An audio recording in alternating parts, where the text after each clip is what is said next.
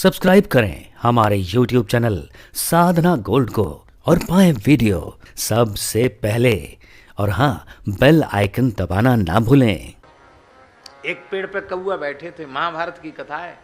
एक पेड़ पे कौआ बैठे थे, हंस हंसनी उड़ के जाए रहे। तो हंसनी ने कहा कि प्रीतम थक गए हैं, थोड़ी देर इस वृक्ष पे विश्राम कर लेते हैं। बट का पेड़ था। तो हंस ने कहा कि प्रियतमे, यहां कौए बैठे हैं बहुत, इसलिए कौओं के बीच में हंस की कुछ शोभा नहीं है। हमारी समाज के लोग जहां होंगे वहां हम बैठेंगे।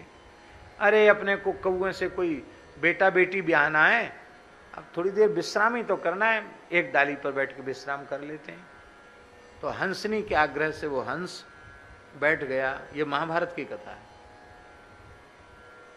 अब एक सिपाही सैनिक आया, थक करके वहां सो गया बट के नीचे। और कौआ दुष्ट था, उस कौआ ने जानबूझ के उसके मुंह पर ही बीट कर दिया। तो उसको बड़ा क्रोध आया कि अरे बड़ा दुष्ट पक्षी है। तो इतना कुशल धनुर्धर था कि लेटे लेटे उसने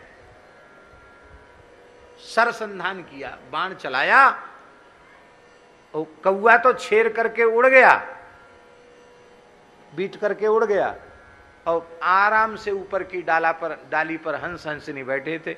हंस के कलेजे में लाए कि बाण लगा और वो गिरा नीचे, फड़फड़ा रहा था। हंसनी रो रही थी। तो सैनिक को बड़ा आश्चर्य हुआ कि जब हम आए थे तब तो इस पे कौआ थे और अब कौआ एक भी नहीं। कौआ ऐसे ही होते हैं, बहुत जल्दी उड़ जाए, एक उड़ते तो एक साथ उड़ जाते कौआ। इसको काक ताली न्याय कहते हैं। ताली बजाओ तो सब कौआ उड़ जाएंगे, दूसरे पक्षी नहीं उड़ते हैं सब। कौआ बहुत चतुर होता है। तो बोले जब आए थे तब तो कौआ यहां दिखाई पड़ रहे थे, अब इतना बड़ा सफेद कौआ, ये तो कौआ जैसा नहीं हंस जैसा लगता है। तो क्या इस देश में ऐसे कौए होते हैं क्या? ये क्या बात है, ये कहां से आया? तो उस हंस ने कहा, हे धनुर्धर, ना तो कौआ हंस होता है, न कौआ सफेद होता। कौआ कौआ होता है और हंस हंस होता है। अब मैं तो मर रहा हूं, लेकिन एक अच्छी बात तुमको बता के जा रहा हूं। एक कुसंग में बैठने का फल है।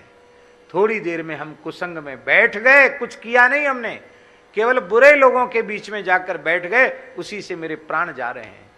इसलिए वीरवर, मेरा तुमसे उपदेश है, अच्छे लोगों में बैठना, बुरे लोगों में मत बैठना।